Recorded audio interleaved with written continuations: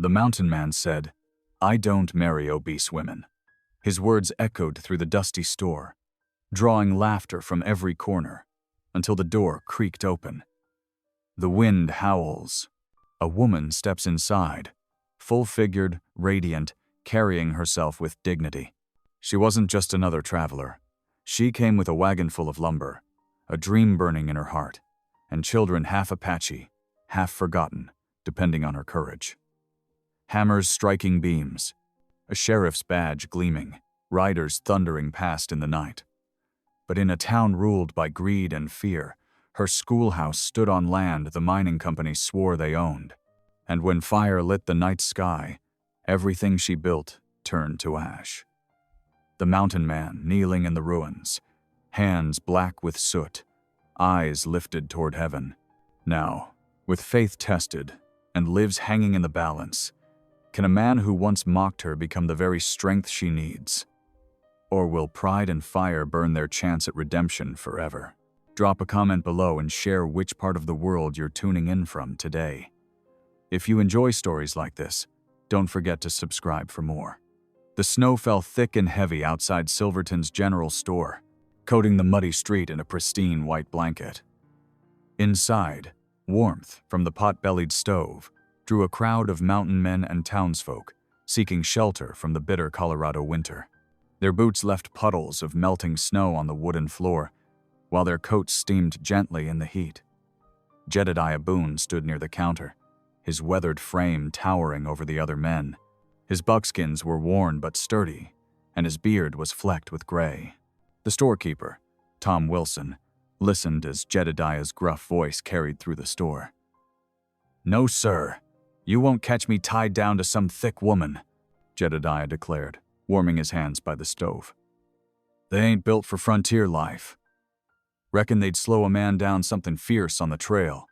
A few of—" The men chuckled, nodding in agreement. The storekeeper kept his expression neutral as he sorted through invoices behind the counter. The bell above the door jingled, letting in a blast of cold air that made the oil lamps flicker. Snow swirled around a tall figure stepping through the doorway. Grace Mayfield entered with quiet dignity, shaking snow from her heavy wool coat. Her cheeks were pink from the cold, and her dark hair was neatly pinned beneath a practical bonnet. She stood straight and proud, her full figure strong and capable. The store fell silent as she closed the door behind her. The tail end of Jedediah's words still hung in the air. Grace's eyes met his for a brief moment, and something in her steady gaze made him shift uncomfortably. Instead of shrinking away or showing embarrassment, Grace's lips curved into a small, knowing smile. "Well now, ain't that fortunate?" she said clearly, her voice carrying through the hushed store. "Good thing I didn't come here to marry you. I came to buy lumber." A burst of laughter erupted from the gathered men. Even Tom Wilson couldn't suppress his grin as he straightened papers behind the counter. Jedediah's face flushed red beneath his beard, and he tugged at his collar. Grace moved purposefully to the counter, removing her gloves. "Mr. Wilson, I need to place an order for lumber. 20 pine boards, 10 feet long each, and 4 posts for corner supports." She pulled a carefully written list from her coat pocket. "Also, 3 sacks of flour, if you please." "That's quite an order, Miss Mayfield," Tom said, reaching for his ledger. "Mind if I ask what you're planning to build?" Grace's chin lifted slightly. "A schoolhouse, Mr. Wilson. One that'll welcome all children who want to learn, including those Apache orphans camping at the edge of town." The comfortable atmosphere in the store shifted. Men exchanged uneasy glances, and someone coughed. The scrape of boots on wooden floors seemed louder in the sudden quiet.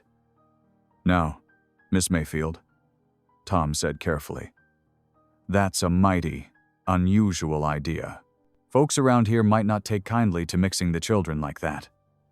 The good book doesn't distinguish between souls worthy of learning, Mr. Wilson," Grace replied calmly. She placed several coins on the counter. "Will you take my order?" Jedediah found himself studying her more closely.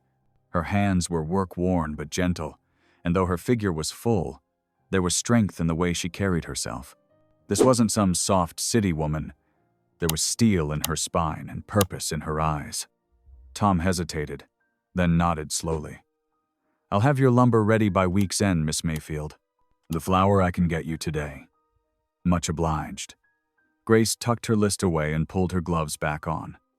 Her eyes swept the store once more, meeting Jedediah's gaze directly. There was no anger in her look, only quiet determination that made him feel small despite his greater height. The bell jingled again as she left, and conversation gradually resumed in the store. But Jedediah stayed quiet, his earlier bravado dampened by shame. He watched through the frosted window as Grace made her way down the snowy street, her steps sure and steady despite the treacherous footing. "Reckon that woman's got more grit than most men I know," muttered old Pete, who'd been silent until now. "Takes courage to stand up for what's right, especially when folks don't want to hear it." Jedediah couldn't argue with that. He found himself remembering the quiet dignity in Grace's smile, the way she'd turned his mockery into foolishness without raising her voice. His words about her size seemed petty now, measured against the size of her heart and the strength of her convictions. Tom Wilson began wrapping the flour sacks for Grace's later pickup, his movements deliberate. "She came from Denver, you know. Was a governess there until they let her go. Said she didn't fit their image of what a proper teacher should look like." He shook his head. "Their loss, if you ask me. Them Apache kids have been learning their letters under her porch for weeks now. Never seen children so eager to learn, either." The snow continued to fall outside, but Jedediah barely noticed it now. His thoughts were on Grace Mayfield, the woman he'd judged so carelessly and wrongly. She hadn't just proved him wrong. She'd shown him a kind of strength he hadn't considered before. "Where's she planning to build this schoolhouse?" he found himself asking. "Plot of land near Miller's Creek," Tom replied, raising an eyebrow at Jedediah's interest. "Though how she means to manage the building by herself, I surely don't know." Jedediah nodded slowly, his fingers absently tracing patterns in the frost on the window. The image of Grace standing proud in the doorway stayed with him, along with the gentle rebuke in her smile. He'd been wrong about her, dead wrong, and the admission sat uncomfortably in his chest. The store gradually emptied as the afternoon wore on, but Jedediah lingered, lost in thought. His words had revealed his own smallness, while Grace's response had shown true greatness of spirit. She hadn't needed to prove anything, and yet she'd proven everything. Outside, the snow continued to fall, covering Silverton in a clean white blanket that made everything look new and full of possibility. Just like Grace's vision for her schoolhouse, it promised a fresh start, if only people were brave enough to see it. The late afternoon sun cast long shadows across Silverton's main street as Grace Mayfield stood beside her wagon outside the general store. Her breath formed small clouds in the frigid air, while she methodically loaded the heavy pine planks. Each board required careful placement to balance the load, and Grace handled them with practiced movements that spoke of hidden strength. Tom Wilson had stacked the lumber nearby, and Grace worked steadily, her gloved hands gripping each plank with purpose. Her full figure moved with surprising grace as she lifted and settled each piece. The wagon creaked under the growing weight, but she'd reinforced it for just such work. The door of the general store opened, spilling lamplight onto the snowy street. Jedediah Boone's tall frame filled the doorway as he watched her work. After a moment's hesitation, he stepped into the cold, his boots crunching in the fresh snow. "Miss Mayfield," he called out, moving closer. "Let me give you a hand with those boards. They're mighty heavy for one person."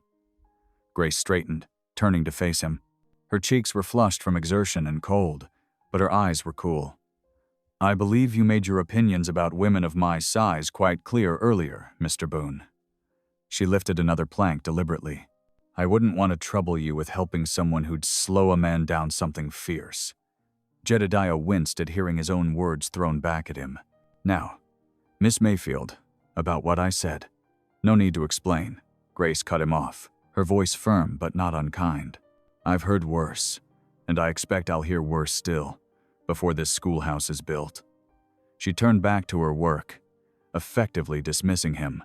The sound of wagon wheels and hoofbeats drew the attention of townsfolk who were hurrying home before dark. Grace climbed onto the wagon seat, gathering the reins. As she guided her team down the icy main street, whispers followed in her wake. "Brave woman, Taking on such a task alone, Mrs. Peterson murmured to her husband outside the millinery shop. Fool's errand, if you ask me, came a darker mutter from the saloon doorway.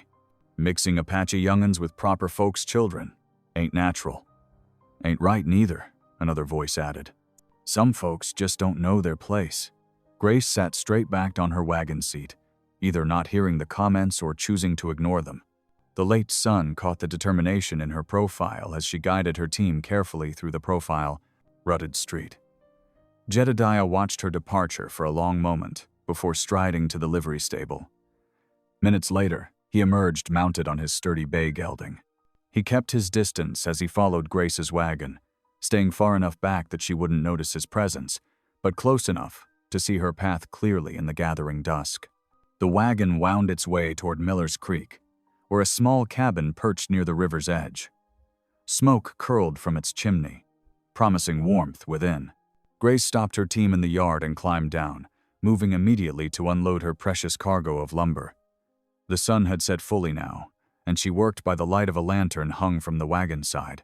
The yellow glow caught the determination in her movements, as she carefully stacked the planks under the cabin's deep eaves, protecting them from snow.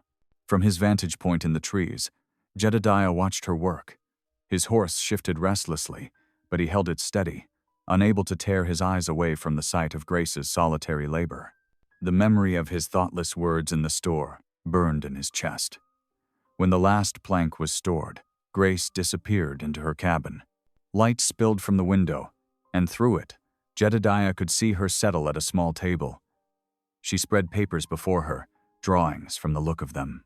Her lips moved silently as she studied them, and her head bowed briefly in what could only be prayer.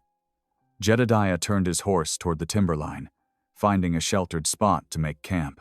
As he built his fire, his thoughts kept returning to Grace's quiet dignity in the face of town gossip, and the way she'd handled those heavy planks alone rather than accept his help. He'd seen grown men struggle with loads like that, yet she'd managed without complaint. Sleep proved elusive that night. He stared at the stars through the pine boughs, remembering the cool rejection in Grace's eyes. It stung, more than he cared to admit.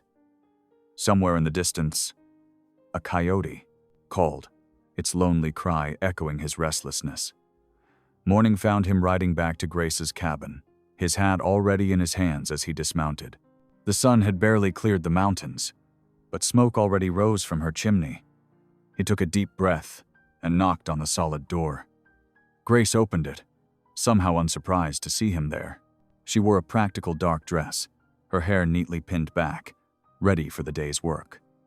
"Miss Mayfield," Jedediah began, turning his hat in his hands. "I've got good axes and a strong back. I know about building, helped raise half the cabins in these parts. I'd like to offer my help with your schoolhouse." Grace studied him for a long moment. The morning light caught the silver threading through his dark beard, and something in his eyes spoke of a sleepless night. "That's kind of you, Mr. Boone," she said finally, her voice gentle but firm. "But I can't accept. You see, I need to trust the people who help with this schoolhouse. The children who learn there, especially those Apache little ones. They need to know they can trust us too." She squared her shoulders. "And I can't trust a man who'd mock what I am so carelessly. Words show what's in a person's heart, sir. Actions can't always make up for them." The rejection hit Jedediah like a physical blow. He opened his mouth to argue, then closed it again, seeing the truth in her words. Instead, he nodded once, placed his hat back on his head, and turned to his horse. As he mounted up, he caught one last glimpse of Grace through the window. She stood at her table, looking down at her schoolhouse sketches, her expression both determined and somehow sad. The sight of her there, alone with her dreams and her burden, made his chest ache. He rode away slowly, but his mind was racing. Grace's refusal had only strengthened his resolve. Somehow, some way, he would prove himself worthy of her trust. The man who had spoken so thoughtlessly in the general store was not the man he wanted to be anymore. Behind him, Grace's cabin grew smaller in the distance. The morning sun caught the stack of lumber under her eaves, lumber she would somehow have to transform into a schoolhouse, alone if necessary. But the same sun also caught the glint in Jedediah's eye as he rode away, a glint that spoke of determination and the first stirrings of change. The morning frost crackled under Grace's boots as she surveyed the clearing where her schoolhouse would stand. Her breath formed small clouds in the crisp air while she gripped the handle of her shovel, pushing it deep into the frozen earth. The ground fought back, but Grace was no stranger to hard work. "One shovelful at a time," she muttered, wiping her brow despite the cold. The foundation needed to be level before any building could begin. Her muscles strained as she lifted another load of dirt, adding it to the growing pile beside her. Movement caught her eye, shadows shifting between the bare trees. Grace paused, leaning on her shovel as 5 small figures emerged from the forest's edge. 3 boys in patched jackets. She recognized them as belonging to the Henderson and Miller families, miners' children, who lived in the scattered cabins nearby. Behind them, holding hands, came 2 Apache children, a boy and a girl, their dark eyes watchful but curious. Grace's heart warmed at the sight. These were exactly the children she'd dreamed of teaching. She set down her shovel and smiled, making sure to keep her movements slow and gentle. "Good morning," she called softly. "Would you like to see what I'm building?"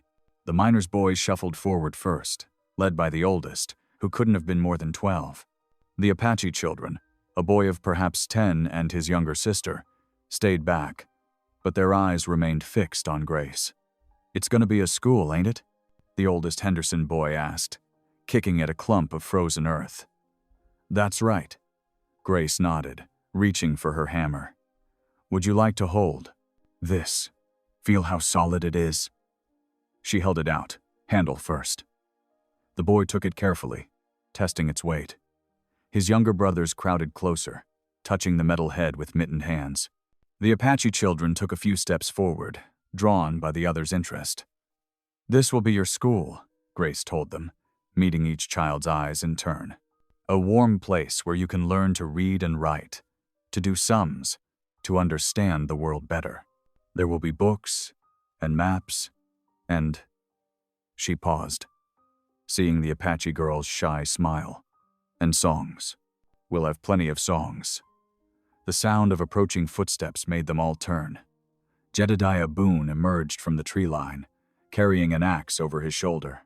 The children tensed, but Grace noticed the Apache boy step protectively in front of his sister. Without a word, Jedediah walked to a fallen log, positioned it on a stump, and began splitting it into usable pieces. The steady thunk of his axe filled the clearing. "Mr. Boone," Grace said stiffly, "I believe I made myself clear about." "Ain't asking permission, Miss Mayfield," he interrupted, not looking up from his work. "Log needs splitting. I'm splitting it." The Henderson boy, still holding her hammer, grinned at the pile of wood taking shape. "My pa says you're the best builder in these parts, Mr. Boone." Jedediah just grunted, but Grace saw something soften in his expression. The children drifted closer to watch him work, their earlier wariness fading. Even the Apache siblings edged nearer, though they kept Grace between themselves and the mountain man. The morning wore into afternoon. Grace continued preparing the foundation, while Jedediah's pile of split logs grew steadily larger. The children came and went, sometimes helping to carry smaller pieces of wood, sometimes just watching. The Apache girl began humming softly, a melody Grace didn't recognize but found haunting in its simplicity. As the winter sun began its early descent, Grace straightened her aching back and looked at what they'd accomplished. The foundation line was marked, the ground partially leveled, and enough wood was split to begin the real work of building. She hadn't meant to accept Jedediah's help, but watching him with the children, especially how carefully he moved whenever near the Apache siblings, had softened her resolve. "You'll catch your death out here without something warm inside you," she said finally, surprising herself. "I've got stew on the hearth." "You're welcome to share it, Mr. Boone." He looked up, equally surprised, then nodded once. The children had already gone home for their own suppers, leaving the 2 adults alone in the growing dusk. Inside her cabin, Grace stirred the pot of rabbit stew hanging over the small fire. Jedediah sat awkwardly at her table, his large frame making the cabin feel smaller than usual. The silence between them felt heavy with unspoken words. "My father," Grace said suddenly, ladling stew into 2 bowls, "was built like you.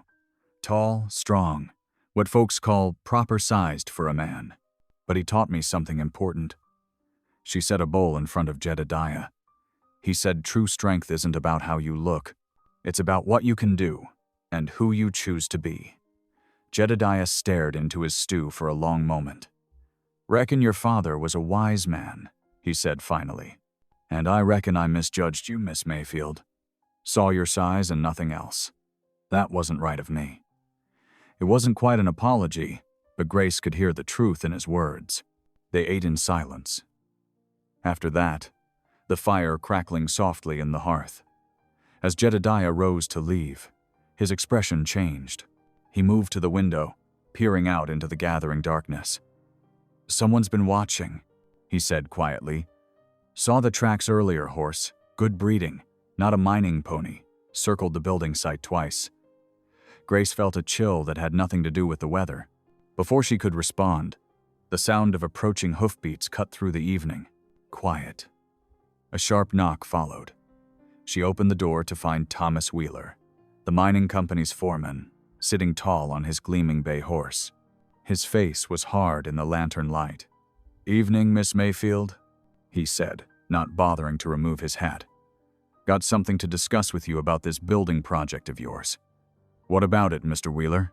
"That land you're clearing belongs to the mining company, all the way from the creek to the ridge line." His voice carried an edge of warning. "Company don't take kindly to squatters." Grace felt Jedediah move to stand behind her, but she kept her voice steady. "I have papers from the land office in Denver. This plot is registered in my name." Wheeler's laugh held no humor. "Papers can be wrong, Miss Mayfield, or they can change. Company's got friends in high places."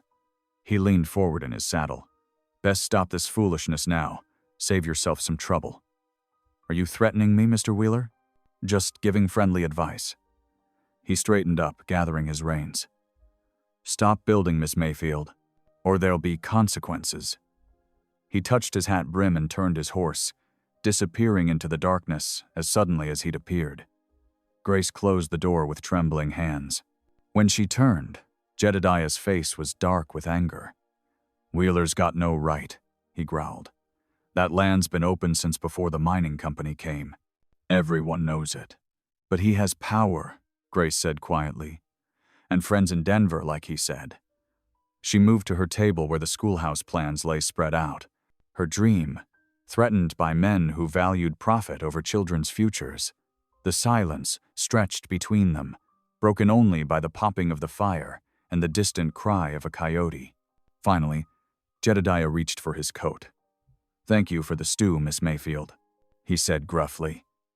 "I'll be back tomorrow. Them logs won't split themselves." Grace watched him go, her heart heavy with worry but strengthened by his simple statement of support. Whatever Wheeler and his mining company planned, she wouldn't face it alone. Morning sunlight glinted off fresh snow as Jedediah strode down Silverton's main street. His boots crunched on packed ice, matching the rhythm of his determined thoughts. The mining company office stood at the far end, its weathered sign creaking in the winter wind. Through the frosted window, he spotted Thomas Wheeler at his desk, studying papers with a self-satisfied smile. Jedediah didn't bother knocking. The door banged open, startling Wheeler into dropping his pen. "Well, if it ain't the mountain man," Wheeler drawled, recovering his composure. "What brings you down from your hideaway, Boone?" "You know exactly what," Jedediah growled, planting his hands on Wheeler's desk.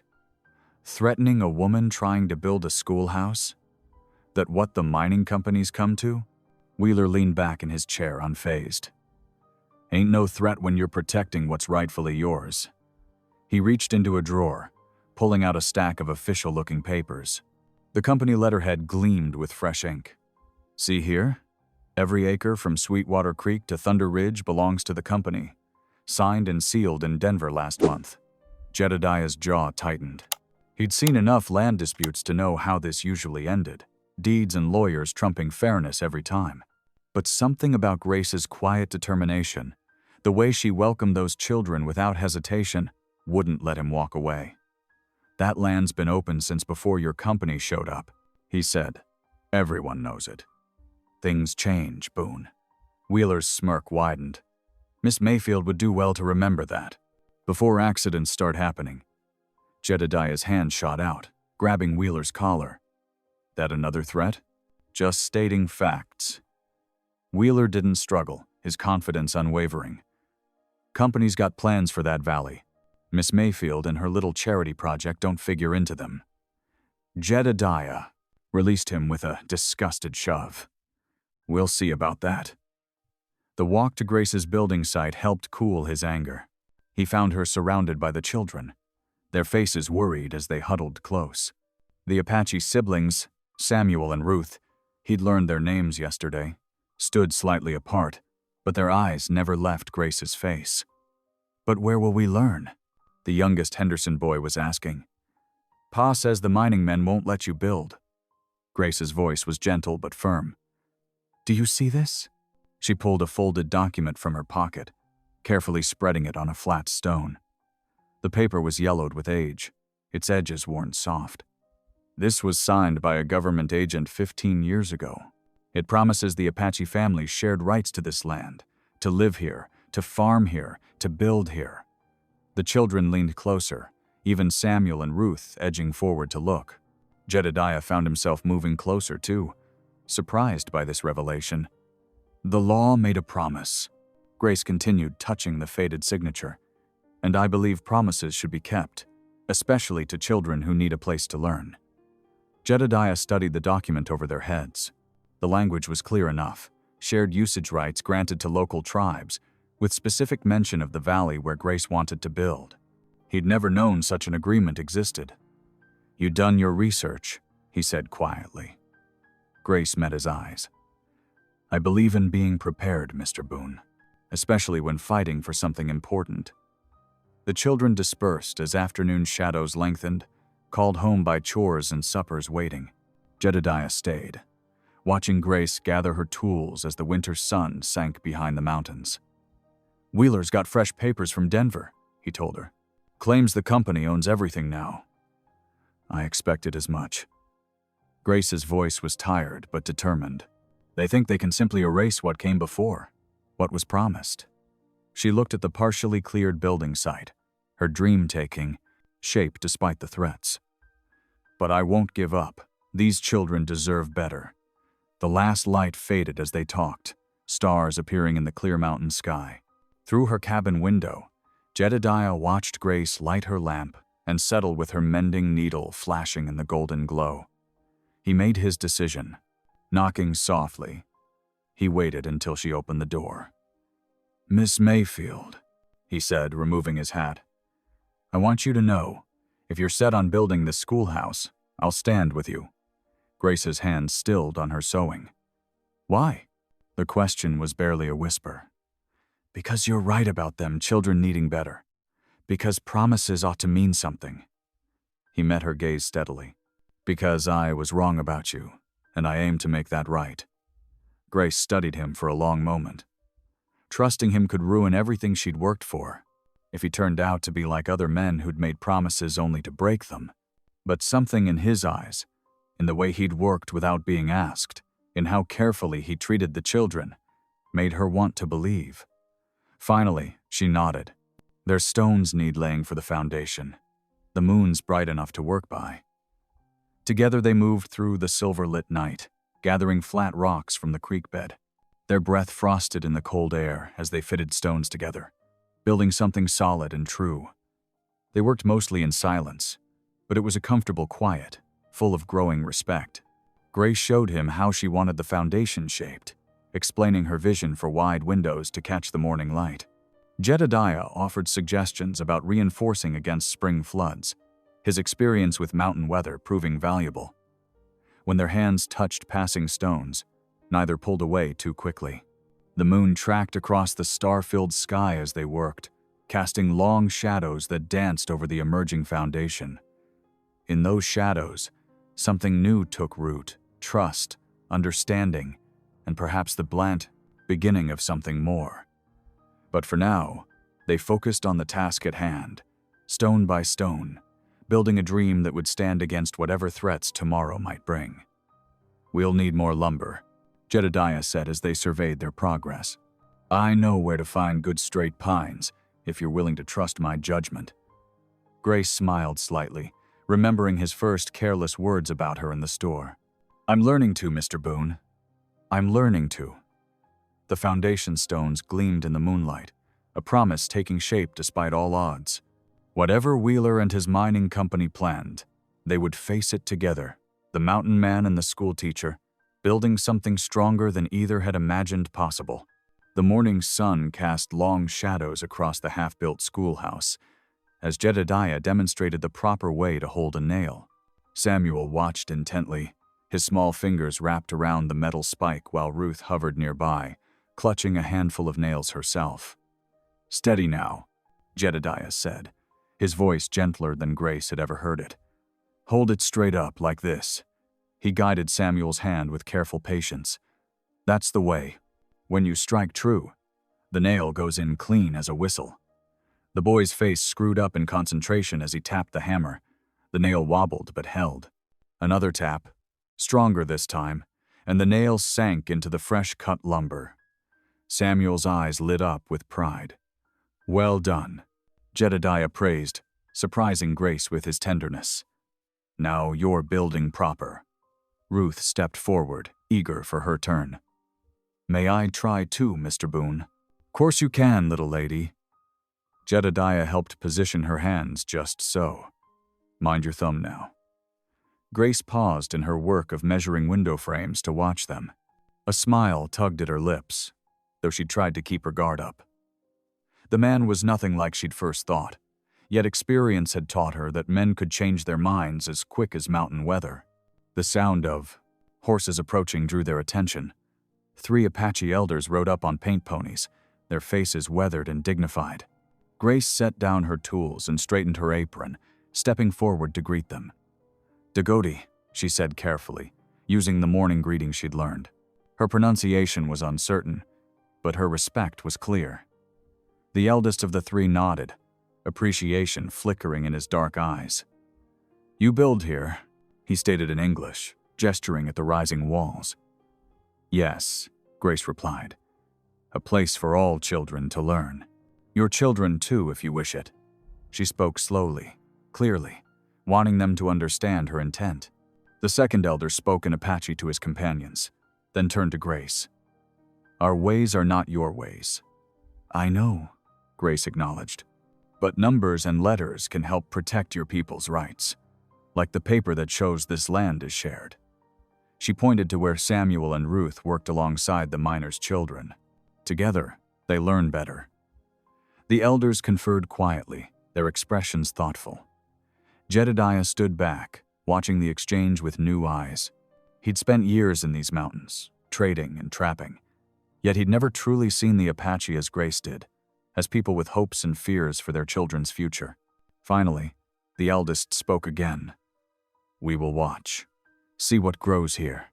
It wasn't a promise, but it wasn't a rejection either. They rode away with dignity, leaving Grace with hope in her heart. As evening approached, the children reluctantly headed home, proud of their day's work. Grace and Jedediah continued by lamplight, the sound of hammering carrying down to the town below. In Silverton's saloon, tongues wagged freely. "That schoolmarm's got spirit," declared old Jim Baker, warming his hands around a coffee cup, standing up to the mining company like that. "Spirit won't stop Wheeler when he decides to run her off," countered another settler. "Company always wins these fights." "Ain't so sure this time," mused the bartender, wiping down his counter. "She's got that mountain man Boone helping her now, and them Apache backing her up too, looks like." "Still say she's asking for trouble," grumbled a miner. "Teaching Indian kids alongside our own? Ain't natural." The debate continued as darkness settled over the valley. Up at Grace's cabin, she and Jedediah sat at her small table, sharing a simple supper of beans and cornbread. The lamplight cast warm shadows on the walls, as they rested their tired muscles. "Never thought I'd be building again," Jedediah said softly, staring into his cup. "Not after Sarah."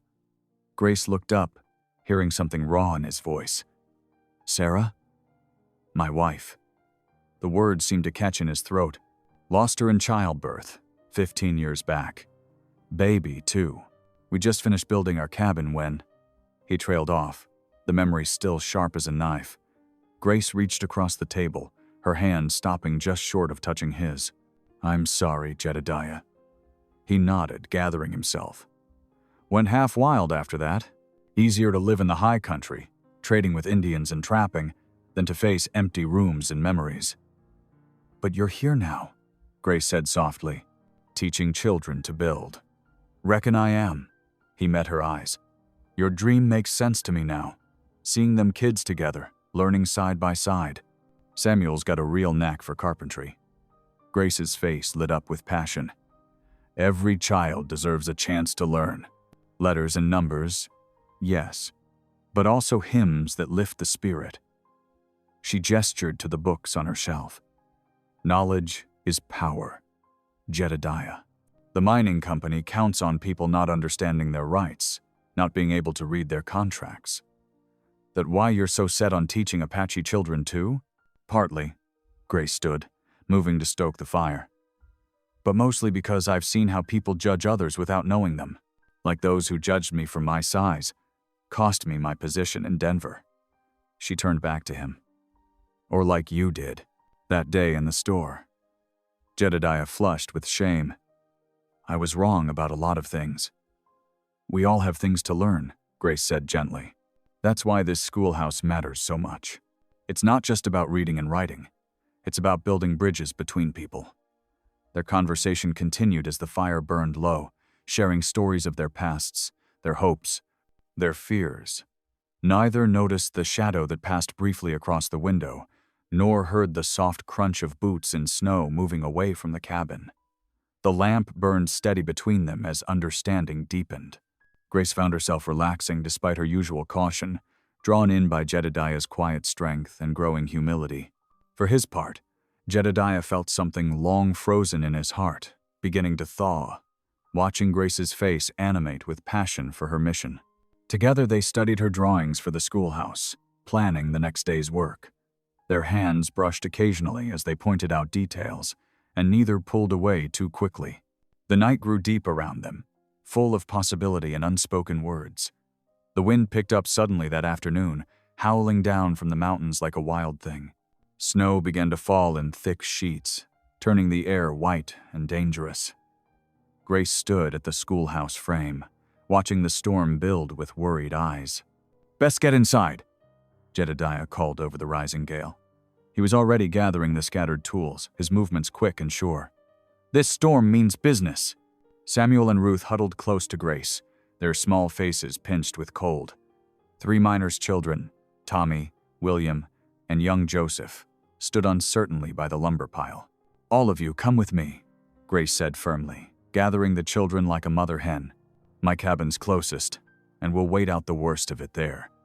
Jedediah helped hurry them along the path to Grace's cabin, one hand on Samuel's shoulder to steady him against the wind. The warm glow of Grace's windows beckoned them through the swirling snow. Inside, Grace bustled about, hanging wet coats by the fire and setting water to boil. "Tommy, William, Joseph, I'll send word to your folks once the storm eases. They'll know you're safe here." The children huddled near the hearth, their cheeks red from cold and excitement. Ruth helped Grace lay out cups for hot chocolate, while Samuel carefully arranged kindling to feed the fire. "Ain't never seen a storm blow up so quick," Jedediah remarked, stamping snow from his boots. He stood somewhat awkwardly by the door, as if unsure of his place in this domestic scene. "Winter storms are fierce in these mountains," Grace agreed. She handed him a steaming cup. "Might as well make yourself comfortable, Mr. Boone. We could be here a while." The wind rattled the windows as they settled in. Grace pulled out her worn hymnal, its pages soft with use. "Shall we pass the time with song?" she suggested. "Music always makes the storms seem less fearsome." The children brightened at this idea. "Can we sing Amazing Grace?" Ruth asked softly. "It's my favorite." "Of course, dear." Grace smiled, turning to the familiar page. She began to sing, her voice clear and sweet. Amazing Grace, how sweet the sound.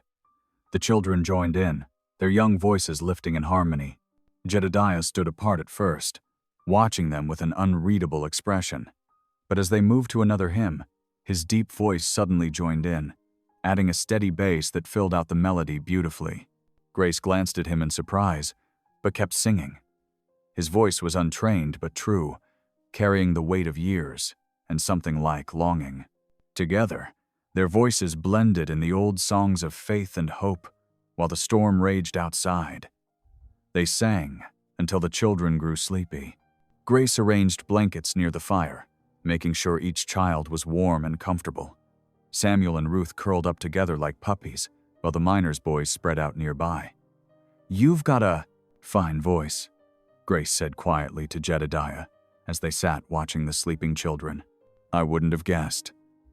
"Sarah loved to sing," he replied, his voice soft with memory. "Guess some things stay with you, even when you think you've forgotten." The storm howled through the night, but inside the cabin was warm and peaceful. Grace and Jedediah talked in low voices, sharing stories and watching over their young charges until dawn began to break. Morning revealed a transformed landscape. The snow had drifted high against the schoolhouse frame, but the sky was clear and bright. After a hearty breakfast of cornmeal mush and dried apples, they all trudged out to survey the damage. "Look!" Ruth cried, pointing to where snow had collected in fantastic shapes along the beams. "It's like a castle." Samuel was already grabbing a shovel. "We need to clear it before it melts and makes the wood wet," he said seriously, showing how well he'd learned from their building lessons. "That's right," Jedediah agreed, ruffling the boy's hair. "Smart thinking." They all pitched in, shoveling snow away from the foundation and beams. The children made a game of it, shrieking with laughter when small avalanches of snow tumbled down from above. Even Grace joined in the play, her cheeks pink with cold and happiness. "You've done wonders with them," Jedediah said quietly, watching as Grace showed Ruth how to make snow angels. "All of them, not just the Apache children." "They're all God's children," Grace replied simply. "They just need someone to believe in them."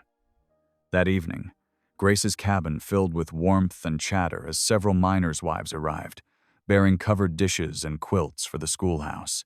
She had organized a small supper, hoping to build support for her project among the townswomen. "My Tommy can't stop talking about your lessons," Mrs. Peterson said, laying out a steaming apple pie. "Says he's learning more than just letters." "The children teach me as much as I teach them," Grace replied modestly, but her face glowed with pleasure. Jedediah watched from his corner as Grace moved among her guests, serving coffee and encouraging conversation between the miners' wives and the mothers of her Apache students who had braved the gathering. Her natural grace and warmth drew people together, bridging divides that had seemed uncrossable. The evening wore on pleasantly, with much sharing of recipes and discussion of children's needs. When the last guest had gone, leaving behind promises of support and more blankets to come, Jedediah helped Grace clear away the cups and plates. "You've got a gift," he said softly, watching her in the lamplight. "Not just for teaching, but for bringing folks together." Grace paused in her work, suddenly aware of how close he stood. "It's not so hard, really. People want to connect, if you give them the chance." "I judged you wrong." Jedediah's voice was rough with emotion. "That day in the store, I was a fool. You've more beauty and fire than I ever deserved to see." A blush crept up Grace's cheeks, but she didn't respond. The moment stretched between them, full of unspoken possibilities. The quiet was broken by the sound of horses passing nearby. Through the window, they could see several mounted figures moving like shadows in the moonlight, heading toward the schoolhouse.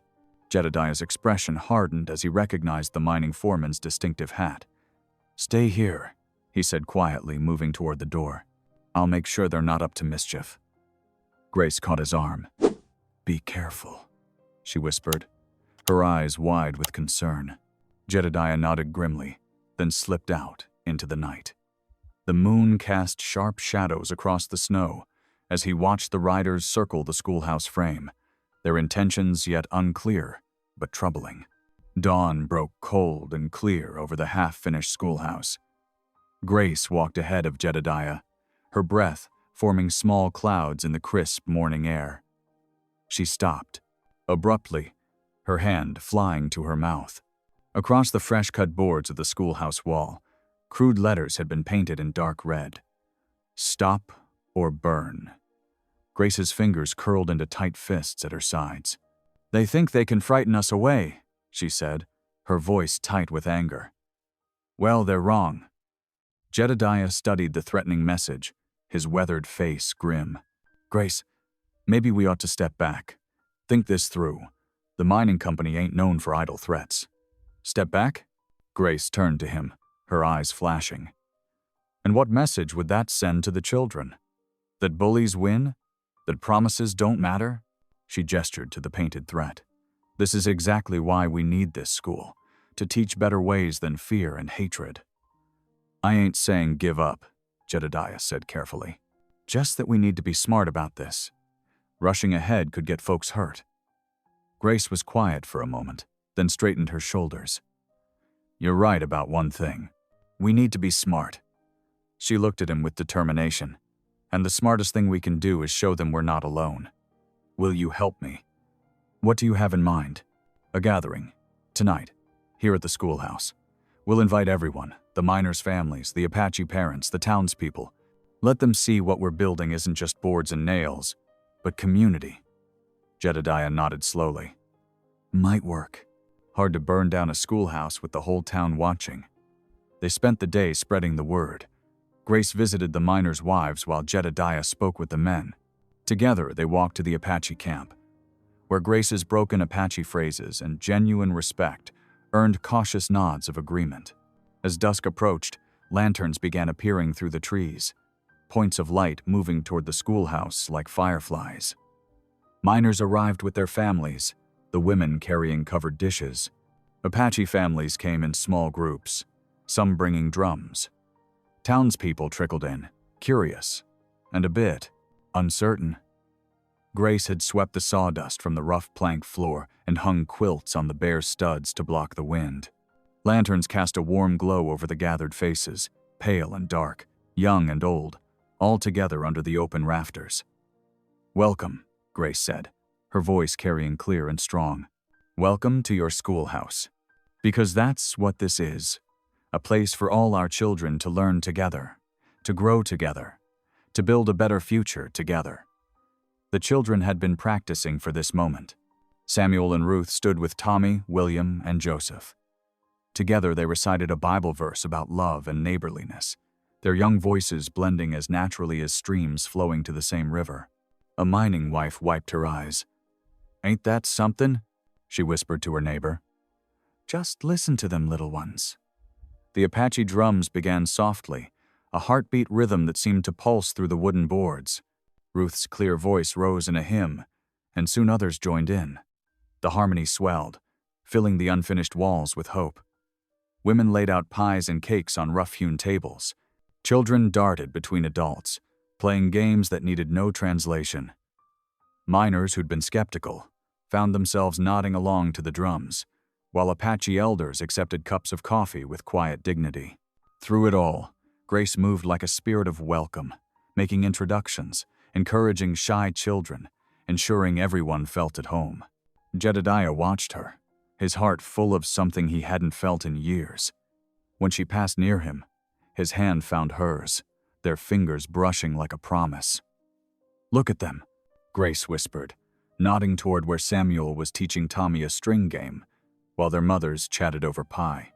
"This is what's possible when we choose hope over fear." Jedediah squeezed her hand gently.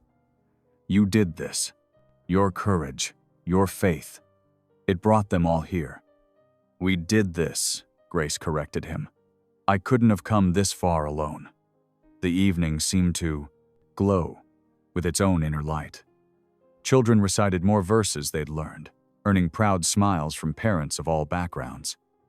Miners' wives clapped in time to the drums. Stories were shared, some in English, some in Apache, but understanding flowed between them like water. As the last lanterns began to dim and families started gathering their sleepy children, there was a feeling in the air, a sense that something had shifted, that walls had begun to crumble even as these walls rose up. Jedediah offered to walk Grace home. They moved through the quiet night, the stars brilliant overhead. His arm brushed hers, and words he'd been holding back rose to his lips. But before he could speak them, Grace turned to him.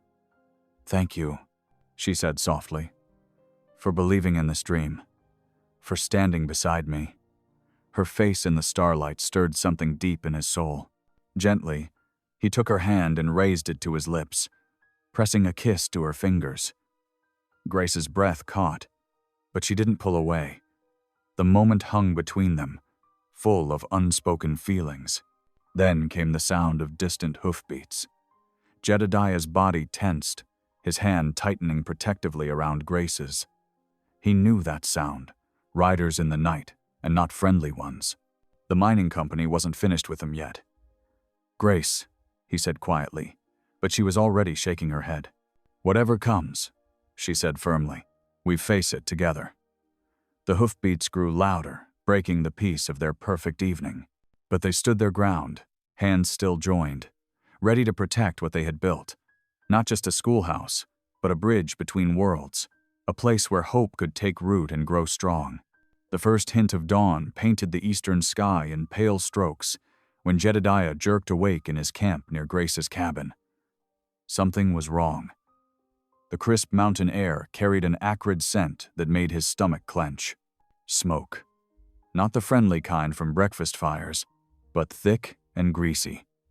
He grabbed his coat and ran toward the schoolhouse site, his boots crunching on frozen ground.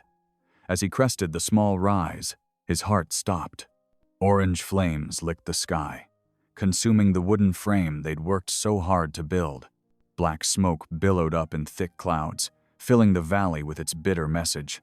"No," he breathed, breaking into a run. "No, no, no." Grace was already there, her shawl thrown hastily over her nightdress, her face white with horror. She stood frozen, watching their dream burn. "Water," Jedediah shouted, grabbing an empty bucket. "We need water." People began emerging from nearby cabins, drawn by the commotion. A bucket line formed quickly from the creek, passing water hand to hand. Jedediah worked frantically, throwing water on the flames, but it was like trying to stop a flood with a teacup. The fire had too much of a head start. The carefully cut timbers they'd raised together crackled and split in the heat. All their work, the foundation stones they'd laid, the walls they'd framed, the roof beams they'd just put up, everything was being devoured by the hungry flames. Samuel and Ruth appeared with their guardian, the children's faces streaked with tears as they watched their hope for education turn to ash. Other children gathered too, Tommy clutching his mother's skirt, William and Joseph standing wide-eyed and silent. Their small faces reflected the dancing flames, dreams dying in their eyes. "Please," Grace whispered, her voice breaking. "Please, God, no." But the fire showed no mercy. The heat drove them back as another wall collapsed in a shower of sparks. Townsfolk stood in helpless clusters, shaking their heads. Some muttered about the mining company, but nobody spoke the accusations aloud.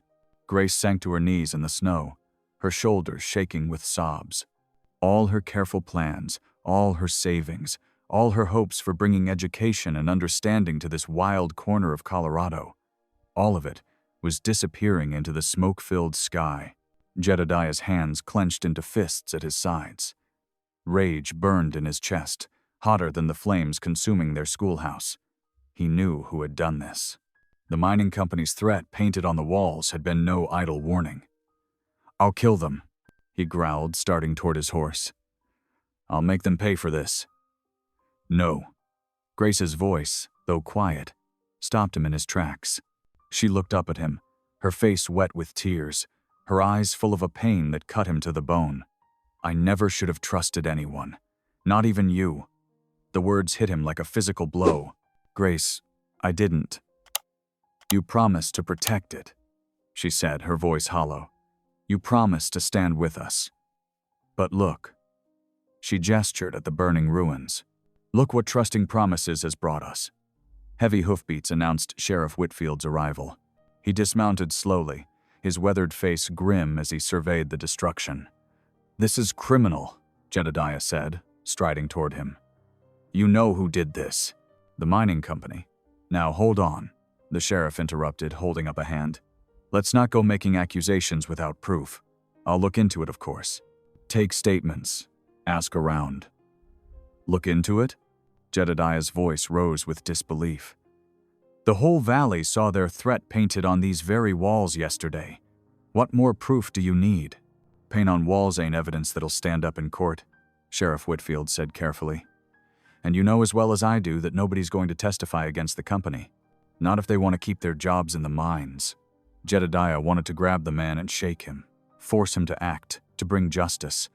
But he knew the sheriff was right. The mining company's grip on the town was too strong. They would face no punishment for this destruction. Behind them, the last wall of the schoolhouse collapsed with a tremendous crash. Sparks swirled up like angry fireflies against the lightening sky. Grace pushed herself to her feet, wrapping her shawl tighter around her shoulders. Without a word, she turned and walked toward her cabin, her steps heavy with defeat. "Grace, wait," Jedediah called after her. But she didn't turn, didn't pause. She climbed the steps to her cabin and went inside. The door closed with a final-sounding click. Jedediah stood alone by the smoking ruins, watching the door that had closed against him. The morning sun broke over the mountains, painting the smoke-filled valley in shades of gold, but he had never felt darker inside. He had failed her, failed the children, failed himself. The schoolhouse they had built with such hope was nothing but charred timber and ash. But worse than the physical destruction was the broken trust in Grace's eyes. She had finally begun to believe in him, to see past his rough exterior to the man he could become. Now that fragile trust lay in ashes at his feet, as ruined as the schoolhouse itself. People began drifting away as the flames died down, leaving only smoking rubble where such joy had filled the air just hours before. Samuel and Ruth lingered longest, the Apache children's faces solemn as they stared at the destruction of their dreams. Finally, their guardian led them gently away, leaving Jedediah alone with his failure. He walked slowly through the ruins, boots crunching on charred wood and hot ash. Here was where the children had recited their verses. There was where the drums had played. Every step brought a memory of hope now turned to grief. The sheriff had mounted up and was turning his horse to leave. "I'll do what I can," he offered, not meeting Jedediah's eyes. They both knew it was an empty promise. Jedediah hardly heard him leave. He stood in what had been the center of the schoolhouse, where just last night, lantern light had glowed on happy faces, where Grace's dream of unity had seemed so possible. Now there was nothing but smoke and failure, and the memory of Grace's words. "I never should have trusted anyone, not even you." The words echoed in his mind. A weight heavier than all the burnt timbers combined. He had fought many battles in his life, but he had never felt more powerless than he did now, watching the smoke rise from the ashes of Grace's dream. The winter sun traced 3 lonely paths across the valley, as silence settled between the burned schoolhouse and Grace's cabin.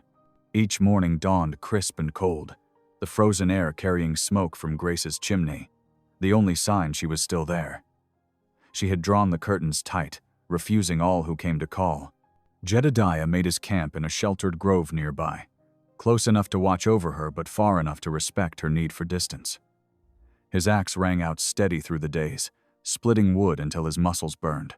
Each evening, he'd carry an armload to her porch, stacking it neat and solid against the bitter cold. The wood always disappeared by morning, though he never saw her take it in. In town, folks gathered around the general store's potbelly stove, shaking their heads over steaming coffee cups. "Mining company showed 'em right enough," old Tom Wheeler muttered. "Ain't no use fighting the big money." Others nodded, though some looked ashamed at accepting defeat so easily.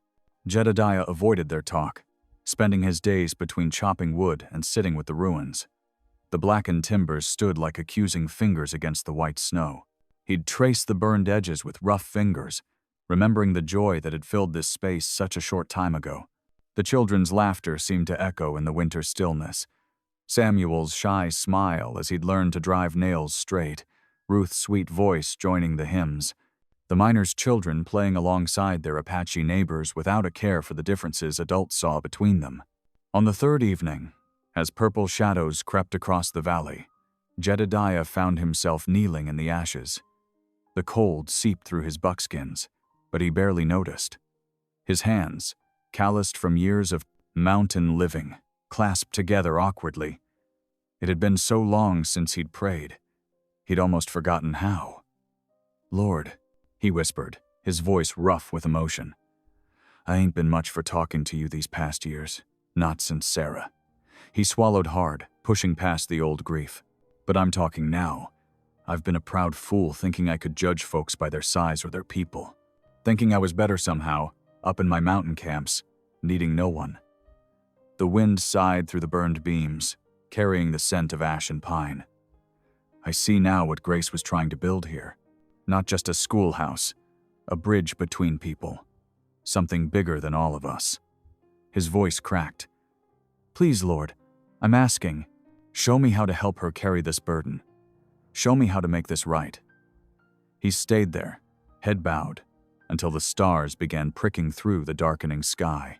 The evening cold wrapped around him like a blanket of penance. And still he prayed, for Grace's dream, for the children's future, for his own hard heart to soften. The first pale light of dawn was touching the mountain peaks when he heard footsteps crunching in the snow. Looking up, he saw Running Elk approaching, the Apache elder's face weathered and wise in the growing light. The older man moved with quiet dignity, his blanket wrapped against the morning chill. "You seek answers in the ashes," Running Elk said, his English careful and precise. He lowered himself to sit on a nearby stone, studying Jedediah with keen eyes. Jedediah straightened, his knees protesting the long night's vigil. "I seek a way to rebuild what was lost." Running Elk nodded slowly. "The teacher woman. She has a good heart. She sees our children as children, not as enemies to be feared." He gestured at the ruins. "This burning, it is not just wood that was destroyed. It was hope." "I know," Jedediah said softly. "I failed to protect that hope." "Perhaps," Running Elk's eyes held ancient wisdom. "Or perhaps this is a test to see who will stand when standing is hard." He paused, considering his next words carefully. "My people know about having dreams burned, about promises broken, but we also know about rebuilding from ashes." Hope stirred in Jedediah's chest for the first time in 3 days. "What are you saying?" "I am saying that if you will help build trust between our peoples, real trust, not just words on paper, then I will stand with the teacher woman. My people will help rebuild." Running Elk's gaze was steady. "But you must prove yourself worthy of trust first." The challenge in those words struck Jedediah like a physical blow. All his life, he'd prided himself on needing no one's good opinion. Now he found himself humbled before this elder's quiet strength. "I don't know if I'm worthy," he admitted, "but I want to try." A ghost of a smile touched Running Elk's weathered face. "That is a better answer than claiming you know everything." He stood, adjusting his blanket. "Come to our camp tomorrow. Bring the teacher woman if she will come. We will talk about what can be built from these ashes." Jedediah rose too, muscles stiff from his night-long vigil. "She may not agree to come. She's lost faith in my promises." "Then you must show her that some promises are worth believing again." Running Elk turned to go, then paused. "The path between peoples is never easy, mountain man, but it is worth walking." Jedediah watched the elder disappear into the growing dawn, his words echoing in the still morning air. The sun broke fully over the mountains now, painting the snow-covered valley in shades of rose and gold. Even the blackened ruins seemed less hopeless in the fresh light. He looked toward Grace's cabin, smoke rising steady from the chimney. Somewhere in the distance, a meadowlark trilled its morning song. The sound carried hope on its notes, hope that trust could be rebuilt, that bridges could span the gaps between peoples, that dreams could rise again from ashes. For the first time since the fire, Jedediah felt the weight on his heart begin to lift. Running Elk's offer wasn't just about rebuilding a schoolhouse. It was about building something far more precious and fragile. Trust, understanding, peace between neighbors. He walked to the woodpile he'd built on Grace's porch, adding a few more splits to the stack. Then he settled on the bottom step to wait, patient as the mountains themselves. When she was ready to listen, he would be there. And maybe, just maybe, they could begin to rebuild more than just a schoolhouse. The church bell rang out clear and sharp across the snowy valley. One by one, curious townsfolk made their way through the cold morning air toward the white-painted building. Miners trudged up from their camps, boots leaving dark prints in the fresh snow. From the edge of town, Apache families approached cautiously, blankets wrapped tight against the chill. Inside the church hall, Jedediah stood near the pot-bellied stove, his usual mountain man's confidence replaced by an unfamiliar humility. He'd removed his fur cap, running calloused fingers through his hair as people filed in. The wooden pews creaked under the weight of miners' heavy coats. Apache elders, including Running Elk, settled along the back wall, their faces carefully neutral. Tension filled the air like smoke. Miners cast sidelong glances at the Apache families. Townsfolk whispered behind raised hands. The two groups naturally separated themselves, leaving an empty strip of floor between them like a border neither dared to cross. Jedediah cleared his throat, and the murmurs slowly died away. "Reckon you're wondering why I called you all here," he began, his voice rougher than usual. "Truth is, I've been doing a heap of thinking since the schoolhouse burned." He paused, looking at the faces before him, weather-beaten miners, dignified Apache elders, shopkeepers and ranchers, all waiting, all watching. "I've lived most of my life proud of, needing no one," he continued. "Thought that made me strong. But watching Miss Grace try to build something good here, watching her welcome every child, no matter their people," his voice caught slightly, "well, it showed me how wrong I've been." The silence in the church hall deepened. Through the windows, morning sunlight painted patterns on the wooden floor, crossing the invisible line between the two groups. "I was the first to mock her, right there in the general store. Called her too big, too soft for frontier life." Jedediah's face flushed with shame at the memory. "But she proved me wrong. Proved all of us wrong. She saw past the differences we used to keep ourselves apart." At the back of the hall, the door creaked open. Grace slipped in quietly, her eyes widening at the size of the gathering. She pressed herself against the wall, unnoticed by most as Jedediah continued speaking. "When that schoolhouse burned, it wasn't just timber we lost. It was hope. Hope that we could be better than the company men who think money matters more than children learning." His voice grew stronger. "Well, I aim to rebuild that hope, stronger this time, in stone instead of wood." Running Elk nodded slowly, approval flickering in his dark eyes. Some of the miners straightened in their seats, exchanged glances with their neighbors. "But I can't do it alone," Jedediah admitted. "None of us can. That's what Grace understood from the start. It takes all of us, miners and Apache alike, working together, building something that can't be burned down so easy." Mrs. Wheeler, the baker's wife, stood up suddenly. "I'll bring food for the workers," she declared. "My pies kept them going before. They'll do it again." Tom Henderson, a gruff miner with 3 young children, rose next. "I know where we can quarry good stone," he offered. "Up in the North Valley. Been meaning to use it myself someday." More voices joined in. The blacksmith promised nails and tools. Apache hunters volunteered. To help haul stone, 2 miners' wives said they'd organize a sewing circle to make curtains and cushions.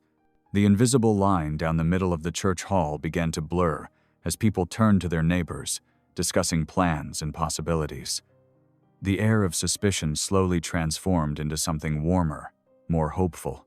Grace still stood at the back, one hand pressed to her mouth, tears gleaming in her eyes. Jedediah hadn't seen her yet, too focused on the growing enthusiasm before him. The company men think they won, he continued. Think they scared us into giving up, but they don't understand what we're really building here. It's more than just a schoolhouse. It's a bridge between peoples. A future where our children learn together, play together, grow up knowing each other as neighbors instead of strangers. Running Elk stood then, his presence commanding immediate attention. My people know about having dreams destroyed, he said, his voice carrying clearly through the hall.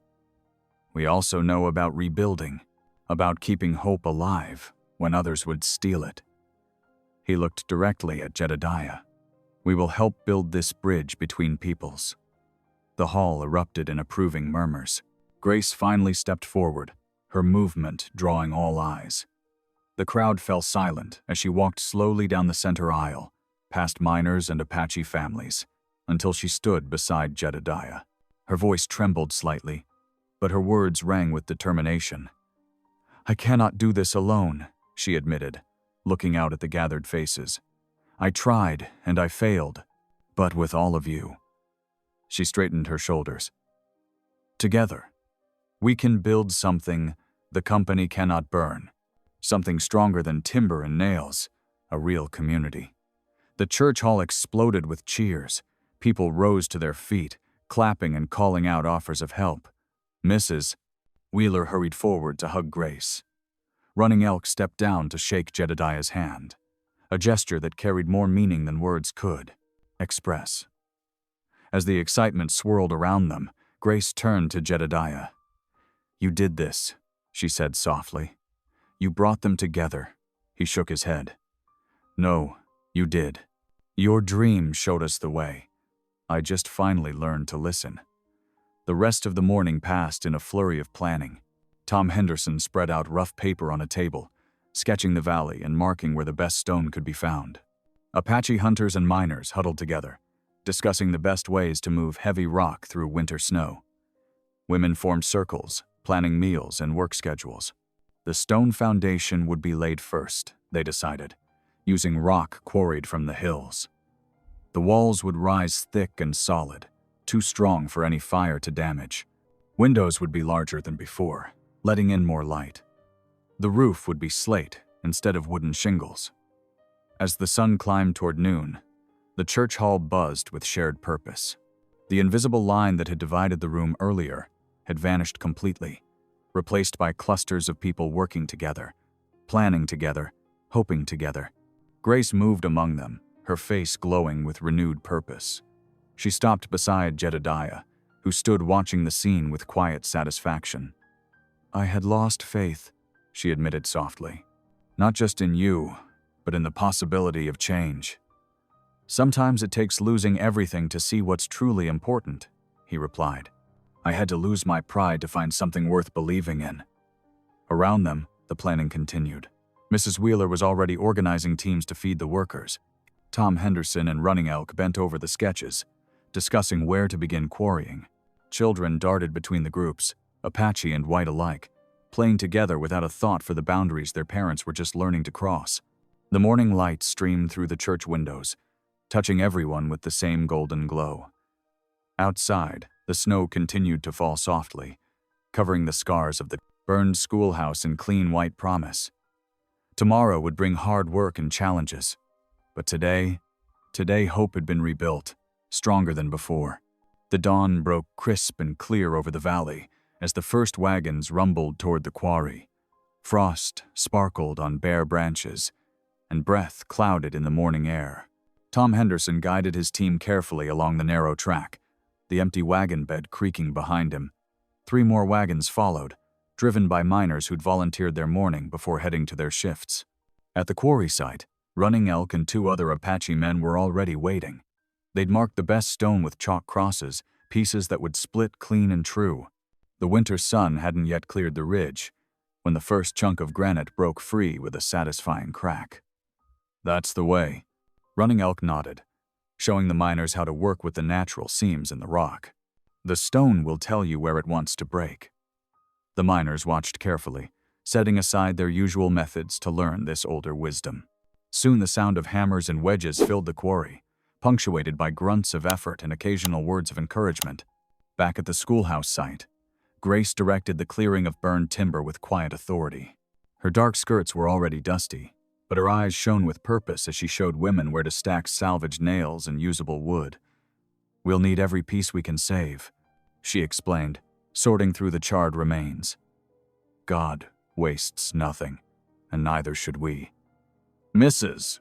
Wheeler and her daughter had set up a cooking station nearby, the smell of coffee and baking biscuits drawing workers like a beacon. Steam rose from huge pots of beans and salt pork, promising sustenance for the long day ahead. Jedediah arrived leading his horse, which pulled a sledge loaded with fresh-cut timber. He'd been up before sunrise, working alone in the forest. Without a word, he began unloading the logs, his movements steady and purposeful. Gone was the swagger of the mountain man who'd once mocked Grace's size. In its place was something quieter, more genuine. The first loaded wagons returned from the quarry mid-morning. Running Elk's eldest son walked beside them, explaining how to unload the stone without cracking it. The miners listened intently, their respect evident in their careful handling of each piece.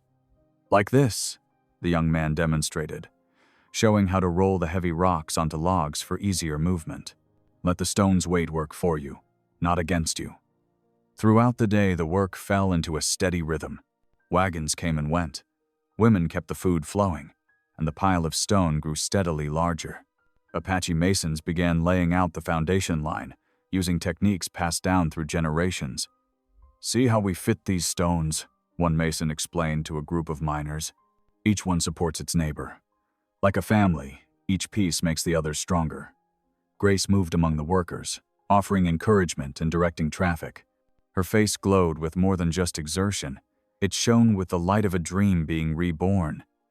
When she passed Jedediah, their eyes would meet briefly, exchanging small smiles that carried growing warmth. As the sun began to set, Mrs. Wheeler rang the dinner bell. Workers gathered around the cooking fires, Apache and miners sitting shoulder to shoulder, sharing bowls of stew and fresh bread. The conversation flowed easier now, with questions about families and techniques mixing freely.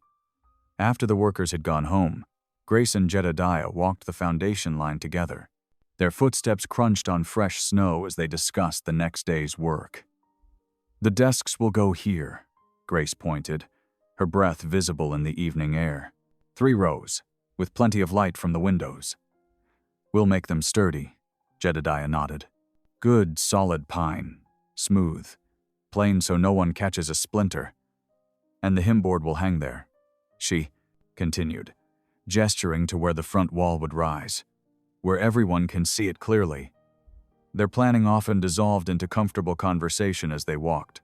Grace shared stories of her teaching days in Denver, while Jedediah spoke of his years in the mountains.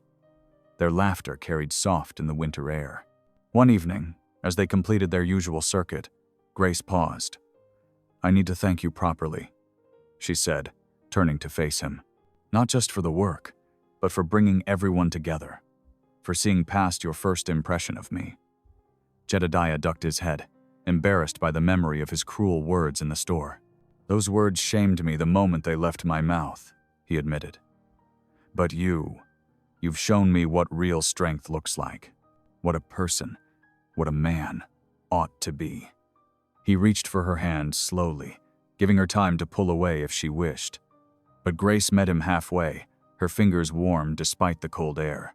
She squeezed gently, the gesture speaking volumes in the gathering dusk. They stood that way for a long moment, hand in hand, looking over the growing foundation of something larger than just a schoolhouse. It was the foundation of understanding, of respect, of possibility. The first stars appeared above them, bright in the clear mountain air. From somewhere in the valley, a coyote called a lonely sound that only made their quiet companionship feel warmer. "We should head back," Grace said softly, though she didn't immediately let go of his hand. "Tomorrow will be another long day." "That it will," Jedediah agreed, his voice gentle in the gathering darkness. "But a good one." They walked back toward Grace's cabin, their joined hands swinging slightly between them. The light from her window glowed welcome ahead, and smoke curled from the chimney where Mrs. Wheeler had kept the fire going. Around them, the night settled soft and peaceful over the valley. The half-built foundation lay silent under the stars, no longer just stones and timber, but the beginning of something precious, a dream shared by two hearts that had found unexpected common ground. The morning sun had barely touched the mountain peaks when hoofbeats thundered down the valley. Grace looked up from where she'd been arranging primers on a makeshift table, her heart catching at the sound. Through the open doorway of the half-built schoolhouse, she saw dust rising from the road. Jedediah straightened from his work on a window frame, his face grim. "Get the children inside," he said quietly to Grace. Samuel and Ruth, who had been helping sort slate tablets, quickly ducked behind her skirts. The mining foreman rode at the head of 6 armed men, their horses lathered from hard riding. They pulled up short of the new stone foundation, kicking up gravel. The foreman's face was red with fury as he surveyed the progress. Solid granite walls rising nearly shoulder-high, fresh-cut timber stacked ready for roof beams. "This stops now," he barked, swinging down from his saddle. His spurs jingled as he strode forward, hand resting meaningfully on his holstered pistol. "We warned you fair about building on company land." Jedediah stepped between the foreman and the doorway where Grace stood with the children. Other workers began gathering, miners who'd been cutting shingles, Apache men who'd been fitting stones, women who'd been preparing the midday meal. "This ain't company land," Jedediah said evenly, though Grace could see the tension in his shoulders. "Never was." The foreman spat in the dust. "Our deed says different."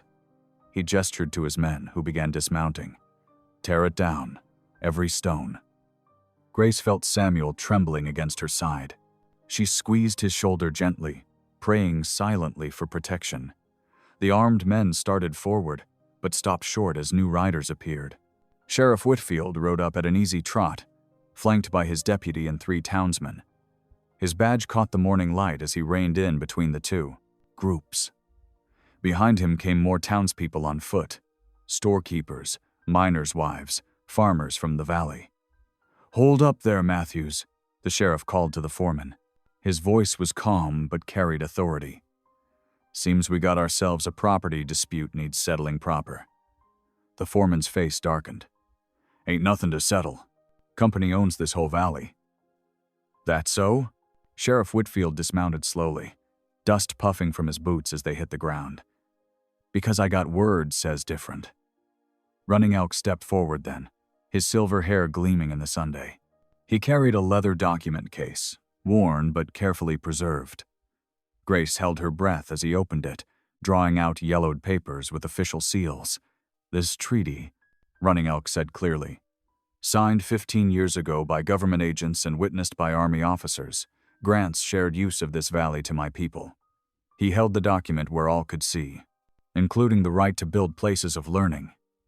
The sheriff studied the paper carefully, then nodded.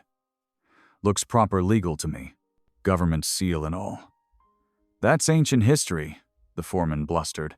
"Company bought this land fair and square." "Can't buy what wasn't for sale," the sheriff replied. "Treaty rights don't just disappear because someone else comes along with money." He looked around at the gathered crowd, miners standing shoulder to shoulder with Apache men, women with determined faces, children peering out from behind skirts and legs. "Way I see it," Whitfield continued, "this schoolhouse is being built legal, on land where it has every right to be, and looking around, seems most folks hereabouts support it." The foreman glanced at his men, then at the growing crowd of townspeople. His hand tightened on his gun belt, but the sheriff's deputy shifted meaningfully, making sure his own weapon was visible. "Moreover," the sheriff added, "any man choosing to interfere with a legal building project, especially one for children's schooling, might find himself explaining his actions to a judge." His eyes were steel, hard now. Might have to explain any previous interference too, like fires that got set mysterious-like. The foreman's face went pale, then red again. For a long moment, the only sound was the wind in the pines and the soft singing of Grace's students, who had begun humming hymns quietly behind her. Finally, the foreman turned away. "Mount up," he snapped to his men. "Company's got better things to do than waste time here." Grace watched them ride away, dust settling in their wake. Around her, people began to cheer and clap. Running Elk carefully returned the treaty to its case, nodding gravely to the sheriff. "Much obliged," Whitfield said to the Apache elder. "That paper saved us all a heap of trouble today." As the excitement died down, people drifted back to their tasks. The sheriff tipped his hat to Grace before riding away. The regular rhythm of work resumed, hammers tapping, stones being fitted, children's voices reciting lessons. But Grace found herself trembling, the morning's tension catching up with her. She slipped inside the half-built schoolhouse, sinking onto a rough bench. Tears of relief spilled down her cheeks as she clasped her hands in prayer. "Thank you, Lord," she whispered. "Thank you for protecting this place, these children, this dream." She felt Jedediah's presence before she saw him, solid and reassuring in the doorway. He crossed to her quietly, sitting down beside her on the bench. Without a word, he wrapped one strong arm around her shoulders, drawing her close against him. "No fire can burn this down now," he murmured into her hair. "Not when it's built on faith like yours. Not when it's held up by all these hands working together." Grace leaned into his strength, letting the last of her fears drain away. Outside, she could hear Samuel and Ruth leading the other children in Amazing Grace, their young voices sweet and clear in the mountain air. The afternoon sun slanted through the open roof beams, making patterns on the stone floor. Grace looked around at the walls that had risen so steadily. Apache stonework married to frontier timber, held together by determination and prayer. Slate tablets were stacked ready for lessons, primers laid out on makeshift tables, and a small wooden cross hung over where the teacher's desk would stand. "It already feels like home," she said softly, touching the rough stone beside her. "Like it was meant to be here all along." Jedediah's arm tightened around her. "Reckon it was," he replied. "Just needed the right person to see it, to believe in it enough to make it real." The children's singing grew stronger, other voices joining in, miners' wives, Apache mothers, workers pausing in their tasks. The harmony rose pure and sweet, filling the unfinished schoolhouse with joy. Grace closed her eyes, letting the music wash over her. Here, in this moment, she felt the truth of Jedediah's words. No fire could destroy what they'd built together. Not just walls and roof beams, but understanding between peoples. Trust where there had been suspicion, love where there had been fear. The late afternoon light turned golden, blessing the scene with its warm glow. Grace's tears had dried, replaced by a deep sense of peace. The schoolhouse might not yet be finished, but it was already doing God's work, bringing people together, teaching lessons of faith and unity that went far beyond reading and writing. Around them, the valley settled into evening's quiet. The children's hymn faded to a gentle hum, then to contented silence. But the peace remained, solid as the stone walls rising toward heaven. The winter wind whistled through the valley, carrying snowflakes that danced like white feathers in the fading light. Inside the rising schoolhouse, warmth bloomed from the newly installed potbelly stove as women gathered around long tables, needles flashing as they stitched curtains from donated fabric. "These'll brighten up the windows something fine," Martha Jensen said, holding up a length of checked cotton. The other women nodded, their fingers steady at their work. Near the door, Ruth sat cross-legged on the floor, carefully painting "Jesus loves the little children" on a smooth plank, her tongue caught between her teeth in concentration. Grace moved between the workers, offering encouragement and hot coffee from her tin pot. The walls around them stood strong now, the roof beams stretching overhead like ribs against the sky. Though snow still found its way through gaps in the incomplete roof, the space already felt like sanctuary. Each evening, Grace opened her cabin to the children, teaching by lamplight at her kitchen table. Samuel proved quick with numbers, while Ruth had a gift for letters. The miners' children mixed easily with the Apache youngsters now, sharing slates and taking turns reading aloud from Grace's primers. Outside, the steady rhythm of Jedediah's work filled the cold air. He'd taken to carving benches, his skilled hands shaping sturdy pine into smooth seats that would last for years. Grace often paused in her lessons to watch him through the window, his broad shoulders bent to his task, steam rising from his breath in the winter air. One evening, as the children filed out into the gathering dusk, Jedediah appeared at her door carrying his latest creation. Unlike the other benches, this one bore delicate scrollwork along its edges. Grace's breath caught as she saw her name carved beneath the seat in flowing script. Miss Grace Mayfield. "Thought you ought to have a proper place to sit," Jedediah said gruffly, setting the bench beside her desk. "Being the teacher and all." Grace ran her fingers over the carved letters, touched beyond words by the care in every line. A warm blush crept up her cheeks as she looked up at him. "It's beautiful," she whispered. "Thank you." Snow began falling harder outside, thick flakes catching, the lamplight through the windows. Jedediah shifted his weight, then gestured toward the door. "Might walk with you a spell, before the storm sets in proper?" Grace nodded, wrapping her thick shawl around her shoulders. They stepped out into the softly falling snow, their boots crunching on the fresh powder. The schoolhouse loomed dark against the pewter sky, its half-finished shape somehow beautiful in the gathering night. They walked in comfortable silence until they reached the edge of the creek, where ice rimmed the banks in delicate patterns. Jedediah cleared his throat. "Been thinking on what happens when the school's finished." Grace turned to face him, snowflakes catching in her dark hair. "What do you mean?" "Reckon you might want to move on." His voice was rough with emotion. "Find somewhere more civilized, somewhere better suited to a lady of learning." "Jedediah Boone," Grace said softly. "Do you truly think I'd build all this just to leave it?"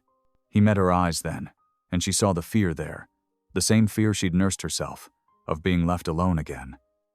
"Can't help wondering why you'd stay," he admitted. "Once the work's done." Grace stepped closer, her heart beating faster. "Because this is home now. These children, this valley."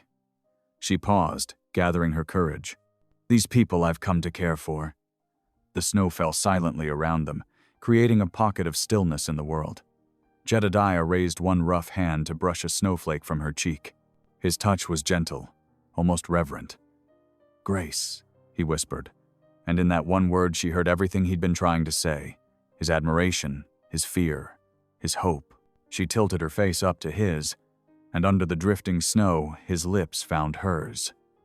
The kiss was soft, tender as a prayer. Grace felt warmth bloom in her chest, despite the cold, and she leaned into him, letting his strong arms encircle her. When they finally parted, Jedediah rested his forehead against hers. "Been wanting to do that since you first walked into that store," he admitted with a small laugh. "Even if I was too proud to know it then." Grace smiled, her fingers curled in the rough wool of his coat. "The Lord works in mysterious ways," she said. "Sometimes he uses our foolishness to lead us to wisdom." They stood together in the falling snow, their hearts beating in time, while around them the valley settled into its winter peace. In the distance, the schoolhouse waited, promising a future neither of them had imagined possible just months before, a future they would build together, as surely as they had built those stone walls and wooden beams. The January morning dawned crystal clear, the sun casting long shadows across fresh snow. Icicles glinted from the schoolhouse eaves like diamond strings, catching the light and throwing rainbow sparkles across the white drifts. The new bell in the tower gleamed, waiting for its first ring. By 9 o'clock, wagons and riders began arriving. Miners in cleaned-up shirts helped their wives down from buckboards, while Apache families walked up from the valley, children running ahead through the snow. The crowd gathered in the cleared space before the schoolhouse steps, their breath rising in clouds in the crisp air. Grace stood in the doorway, her heart full to bursting. She wore her best dress, a deep blue wool that set off her rosy cheeks, with a warm shawl draped around her shoulders. Behind her, the schoolroom waited, perfect in every detail. Rows of benches crafted by Jedediah's hands, curtains sewn by the women, Bible verses painted by small fingers adorning the walls. Samuel and Ruth huddled near the front, their eyes bright with excitement. Ruth clutched a small bouquet of pine branches and dried flowers she had gathered for the occasion. Samuel wore a new shirt Grace had sewn him, standing straight and proud.